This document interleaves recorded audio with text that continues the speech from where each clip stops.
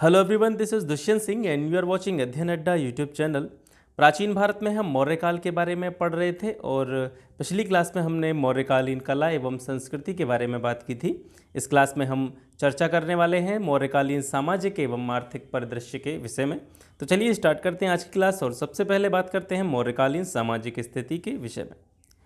समाज के 4 वर्ण ब्राह्मण, क्षत्रिय, वैश्य एवं शूद्र, इनका उल्लेख अर्थशास्त्र में भी किया गया है और मौर्यकालीन समाज भी इन्हीं 4 वर्णों में विभाजित था, ब्राह्मण, क्षत्रिय, वैश्य एवं शूद्र में।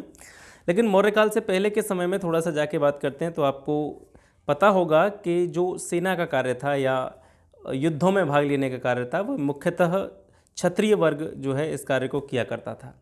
लेकिन मौर्यकाल तक आते आते ये जो है बाउंडेशन लगभग समाप्त सा हो जाता है और ब्राह्मण भी जो है इस कार्य में भाग लेते हैं, क्षत्रिय भी भाग लेते हैं, वैश्य भी भाग लेते हैं। और कौटिल्य ने मौर्यकाल में शूद्रों को भी, यानी उपर्युक्त जो तीनों वर्ण हैं ब्राह्मण, क्षत्रिय एवं वैश्य, इनके साथ साथ शूद्रों को भी सेना में भर्ती होने की अनुमति दी। इस चीज़ का भी जो है मौर्यकालीन सामाजिक स्थिति के बारे में जब हम अध्ययन करते हैं तो हमें इस चीज़ का पता चलता है। इसके साथ साथ मौर्यकाल में वर्ण संकर जातियों का उल्लेख भी मिलता है और इसका उल्लेख कौटिल्य के अर्थशास्त्र ग्रंथ में मिलता है। वर्ण संकर जातियों का उल्लेख, वर्ण संकर जातियों से आप क्या समझते हैं? ऐसी जातियां जो अनुलोम या प्रतिलोम विवाह से उत्पन्न होती थीं वे वर्ण संकर जातियां कहलाती हैं। अनुलोम प्रतिलोम विवाह का क्या अर्थ है? जब कोई उच्च वर्ण का पुरुष किसी निम्न वर्ण की स्त्री से विवाह करे या किसी निम्न वर्ण की जो है पुरुष जो है उच्च वर्ण की स्त्री से विवाह करे तो ये अनुलोम या प्रतिलोम विवाह कहलाते हैं और इनसे उत्पन्न जो संतान होती है वो वर्ण संकर जाति की श्रेणी में आती है। तो कौटिल्य के अनुसार मौर्यकाल में वर्णसंकर जातियों का उल्लेख भी देखने को मिलता है। आगे बढ़ते हैं। मेगास्थनीज ने भारतीय समाज को 7 जातियों में बांटा था। ठीक है, मेगास्थनीज ने भारतीय समाज को मौर्यकाल में कितनी जातियों में बांटा है? 7 जातियों में बांटा है। दास प्रथा के प्रचलन के विषय में बात करें तो मेगास्थनीज अपने लेखों में या अपने ग्रंथों में यह बताता है कि भारत में दास व्यवस्था जो थी वो प्रचलित नहीं थी, यानी भारत में दास नहीं थे। लेकिन वहीं अगर कौटिल्य के अर्थशास्त्र के विषय में बात करें तो कौटिल्य के अर्थशास्त्र में हमको पता चलता है दासों के विषय में, क्योंकि कौटिल्य ने अपने ग्रंथ में 9 प्रकार के दासों का वर्णन किया है। तो दास प्रथा के संबंध में बात करें तो अलग अलग इतिहासकारों की रचनाओं के आधार पर यहाँ पे हमको ये पता चलता है कि यहाँ कहीं ना कहीं जो है विरोधाभास की स्थिति उत्पन्न हो जाती है, क्योंकि मेगास्थनीज कहता है कि भारत में दास नहीं थे, क्योंकि ये भी उसी समय के समकालीन इतिहासकार माने जाते हैं और कौटिल्य भी उसी समय के भारतीय इतिहासकार थे। तो इन दोनों की जो है रचनाओं में विरोधाभास देखने को मिलता है दासों की प्रथा को लेकर के। ठीक है, आगे बढ़ते हैं और स्त्रियों की दशा के बारे में बात करते हैं। स्त्रियों में मौर्यकाल में पुनर्विवाह की अनुमति थी, नियोग प्रथा की भी अनुमति थी। नियोग प्रथा के बारे में मैं आपको पहले बता चुका हूँ। जब किसी स्त्री का पति मर जाता है तो वो संतान उत्पन्न करने के लिए अपने पति के छोटे भाई का जो है यूज़ कर सकती है। तो ये नियोग प्रथा जो थी जो स्त्रियों में मौर्यकाल में प्रचलित थी और साथ साथ इनका पुनर्विवाह भी होता था। जैसे अगर कोई स्त्री विधवा हो जाती थी तो उसके बाद में उसको पुनर्विवाह की अनुमति थी। लेकिन इतनी छूट के साथ साथ एक चीज़ यहाँ पे ये देखने को मिलती है कि स्त्रियों को घर से बाहर जाने की स्वतंत्रता नहीं थी और जो स्त्रियाँ घर के भीतर रहकर ही कार्य करती थीं उन्हें अनिष्कासनी कहा गया है मौर्यकाल में। ठीक है, इसके साथ साथ सती प्रथा जैसी कुप्रथा के प्रचलन का प्रमाण मौर्यकाल में देखने को नहीं मिलता है और इस चीज़ का प्रमाण हमें अर्थशास्त्र ग्रंथ से पता चलता है कि मौर्यकाल में सती प्रथा का प्रचलन नहीं था। गणिकाओं और वैश्याओं के बारे में भी जानकारी मिलती है।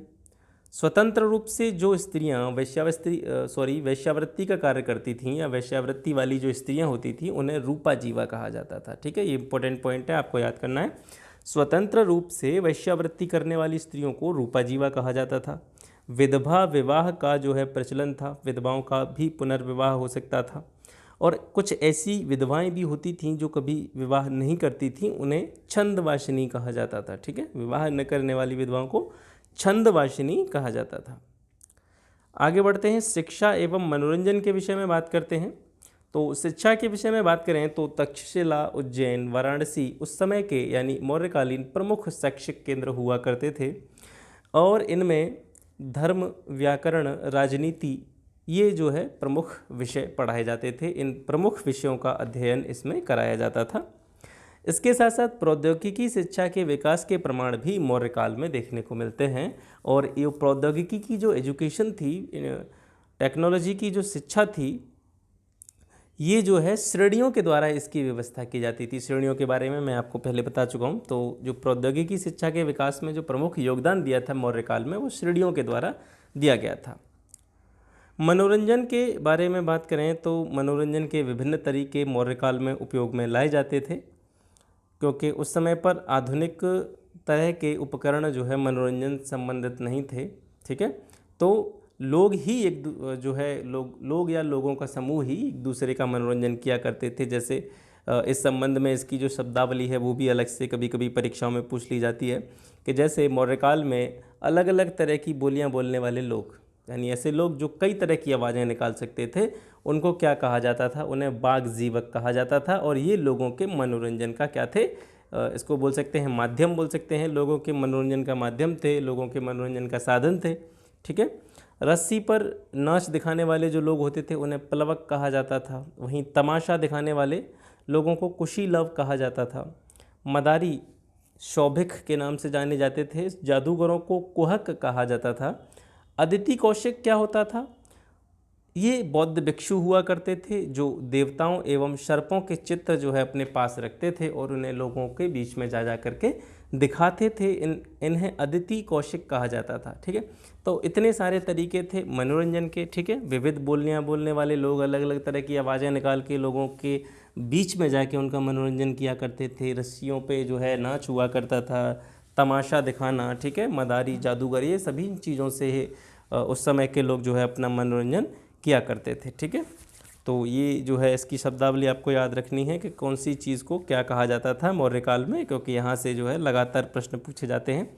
तो ये चीज़ आपको जो है याद करनी है। अच्छा, ठीक है, आगे बढ़ते हैं। रंगशालाओं का प्रचलन भी था। रंगशालाएँ हम ये बोल सकते हैं जो मंच के माध्यम से जो है किसी नाटक का मंचन वगैरह किया जाता था, उन रंगशालाओं का प्रचलन भी मौर्य काल में देखने को मिलता है। इन्हें प्रेक्षागृह भी कहा जाता था। ठीक है, और इन रंगशालाओं में या प्रेक्षागृहों में जो पुरुष अभिनय करते थे या पुरुषों के द्वारा जो अभिनय किया जाता था, उन पुरुषों को रंगोपजीवी कहा जाता था।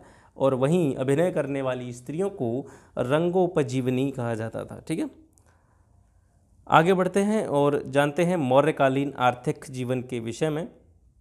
मौर्यकालीन आर्थिक जीवन जो था या मौर्यकालीन अर्थव्यवस्था जो थी, वो कृषि, पशुपालन, वाणिज्य एवं व्यापार पर आधारित जो है अर्थव्यवस्था थी। यहाँ पर धान की फसल को सबसे उत्तम कहा गया है एवं गन्ने की फसल को सबसे निकृष्ट फसल बताया गया है। सॉरी, वर्ष में 3 फसलें उगाने का प्रमाण जो है मौर्यकाल में देखने को मिलता है। ये 3 फसलें होती थीं। आधुनिक समय की तरह ही ये 3 फसलें हुआ करती थीं, जैसे रबी की फसल, खरीफ की फसल एवं जायद की फसल। लेकिन मौर्य काल में इनके नाम जो है वो अलग अलग हुआ करते थे। रबी की फसल को हेमन के नाम से जाना जाता था, खरीफ की फसल को ग्रैस्मिक कहा जाता था, जायद की फसल को केदार के नाम से जाना जाता था। एक शब्द आता है सीताध्यक्ष। सीताध्यक्ष क्या होता था? राज्य की जो भूमि होती थी, राज्य के अंडर में जो भी ज़मीन आती थी, जो भी लैंड आती थी, उसकी जो व्यवस्था करने वाला व्यक्ति होता था उसे सीताध्यक्ष कहा जाता था। वहीं उस राज्य की भूमि से जो आय होती थी राज्य की भूमि से होने वाली आय को सीता के नाम से जाना जाता था। ठीक है, ये सीता वाला जो पॉइंट है, ये कई बार परीक्षा में पूछा गया। आपने अगर परीक्षाएं दी हों तो आपने भी यहाँ पे देखा होगा, या फिर आप प्रैक्टिस करते हो, प्रैक्टिस सेट्स जो है सॉल्व करते हैं, तो वहाँ पे भी आपको देखने को मिलता है सीताध्यक्ष या सीता। तो राज्य की भूमि से होने वाली आय को सीता कहा जाता था, और राज्य की भूमि की व्यवस्था करने वाला जो व्यक्ति होता था उसे सीताध्यक्ष के नाम से जाना जाता था। सिंचाई कर के बारे में बात करें कि मौर्यकाल में सिंचाई कर की जो है क्या थी, सिंचाई कर कितना लगाया जाता था, तो ये कुल उपज का 1/5 भाग से लेकर के 1/3 भाग तक लगाया जाता था। अगर सिंचाई कर और भूमि कर के बारे में बात करें, दोनों का सम्मिलित रूप से अगर ऐड कर दिया जाए तो हम कह सकते हैं कि सिंचाई कर और भूमि कर मिला करके किसी भी व्यक्ति को उपज का 1/2 भाग लगभग जो है देना पड़ता था। उद्योग धंधों के विषय में बात करें तो मुख्य उद्योग जो हुआ करते थे वो सूत कातना एवं बुनना हुआ करता था। काशी, बंग या बंगाल, कलिंग, मालवा ये सूती वस्त्रों के लिए प्रसिद्ध केंद्र हुआ करते थे। बंग या बंगाल का जो मलमल आता था वो विश्वविख्यात था, उसकी जैसी क्वालिटी का जो है मलमल कहीं पर नहीं मिलता था उस समय। इसके अलावा कौटिल्य द्वारा चीनपट्ट का उल्लेख भी किया गया है। चीनपट्ट क्या है? ये चीन से आने वाला रेशम था, इसे हम चीनपट्ट के नाम से जानते थे। ठीक है। व्यापार के बारे में बात करते हैं। जो व्यक्ति व्यापार नियंत्रण एवं निर्देशन हेतु सर्वोच्च अधिकारी के रूप में चुना जाता था उसे हम पण्याध्यक्ष के नाम से जानते थे। मौर्य काल में व्यापार का कंट्रोल करने वाला, व्यापार को डायरेक्ट करने वाला, यानी ठीक है जो डायरेक्टर होता था या कंट्रोलर होता था वो सर्वोच्च अधिकारी होता था व्यापार का, और उसे मौर्य काल में पण्याध्यक्ष के नाम से जाना जाता था। वहीं व्यापारियों का जो नेता हुआ करता था, लीडर, उसे सार्थवाह कहते थे। प्रमुख व्यापारिक मार्गों में सबसे प्रमुख व्यापारिक मार्ग जो था वो उत्तरापथ के नाम से जाना जाता था, और उत्तरापथ की जो अवस्थिति थी वो थी पाटलिपुत्र से लेकर के पुरुषपुर या पेशावर तक, आधुनिक पेशावर तक था, पटना से लेकर के पेशावर तक। ये उस समय का प्रमुख व्यापारिक मार्ग था। ठीक है। सबसे प्रमुख बंदरगाहों के बारे में बात करें तो भड़ौच, या जिसका एक अन्य नाम भृगुकच्छ भी देखने को मिलता है, तो भड़ौच या भृगुकच्छ जो कि पश्चिमी तट का बंदरगाह था, ये उस समय का सबसे प्रमुख बंदरगाह था, और इसके बारे में कहा जाता है कि ये प्राचीन भारत का सबसे पुराना एवं बड़ा बंदरगाह भी माना जाता है। इसके अलावा कुछ अन्य बंदरगाह भी थे, जैसे सोपारा, जो कि ये भी पश्चिमी तट का जो है बंदरगाह था और महाराष्ट्र में इसकी अवस्थिति थी। इसके अलावा ताम्रलिप्ति और ताम्लुक, ताम्रलिप्ति या फिर इसको ताम्लुक कह सकते हैं, ये पूर्वी तट का सबसे प्रमुख बंदरगाह था और इसकी अवस्थिति जो है पश्चिम बंगाल के आसपास पड़ती थी। भारत के प्रमुख व्यापारिक संबंधी देशों के बारे में बात करें तो भारत का व्यापार था जो मौर्य काल में वो लगभग काफ़ी देशों के साथ था, जैसे कि चीन, ताम्रपर्णी, नेपाल, सीरिया, पश्चिम एशिया, मिस्र। ठीक है। इन सभी देशों से व्यापारिक संबंध थे भारत के।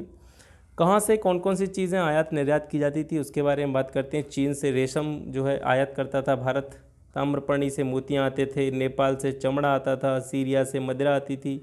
पश्चिम एशिया जो है बहुत फेमस था घोड़ों के लिए, पश्चिम एशिया के जो है घोड़े आयात किए जाते थे भारत में।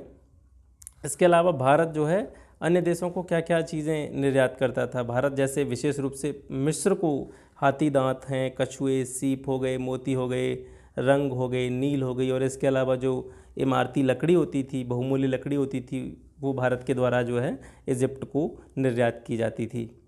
देशज वस्तुएं जो होती थीं, अपने देश की वस्तुएं जो होती थी उन पर जो बिक्री कर लगता था वो लगभग 4% लगता था वस्तु की कीमत का। इसके अलावा जो वस्तुएं आयात की जाती थी बाहर से, जो विदेशी वस्तुएं होती थी उन पर जो है उसकी कीमत का 10% बिक्री कर लगाया जाता था। मेगास्थनीज ने इस बिक्री कर के बारे में ये भी कहा है कि जो लोग बिक्री कर नहीं देते थे, बिक्री कर न देने वाले व्यक्तियों को मृत्युदंड जो है इस समय पर दे दिया जाता था। सिक्कों के बारे में बात करते हैं।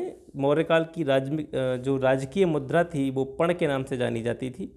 ठीक है। और पण जो था ये लगभग 3/4 तोला के बराबर चांदी का सिक्का हुआ करता था, और इसका यूज़ ही अधिकारियों को वेतन देने में किया जाता था। अधिकारियों को जो वेतन देते थे वो उसमें पण का यूज ही होता था, और ये 3/4 तोला के बराबर चांदी का सिक्का था। इसके साथ साथ जो पण था वो आहत सिक्का था। पण कैसा सिक्का था? आहत सिक्का था। ठीक है। इसके अलावा कुछ अन्य सिक्के भी प्रचलन में थे, जैसे स्वर्ण सिक्के। स्वर्ण सिक्कों को मौर्य काल में निष्क के नाम से जाना जाता था, या फिर इनको सुवर्ण कहते थे। चांदी के सिक्कों को पर्ण, कारशापड़, शतमान, इन अन्य अन्य नामों से जाना जाता था।